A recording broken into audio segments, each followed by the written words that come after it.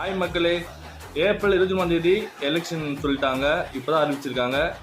Result எப்போனா மே 4.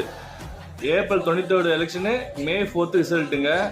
நம்ம ஹரியானையில் தளபதி அண்ணா விஜய் அமர்த்த போகும் நாள் மே 4. சரிங்களா? இந்த விஷயம் சொல்கிறேன். நம்ம அண்ணா ஜெயிக்க வைங்க, நம்ம டிவிக்கு ஜெயிக்க வைங்க. நம்ம சின்னம் விசில் சின்னம், விசிலுக்கு ஓட்டு போடுங்க.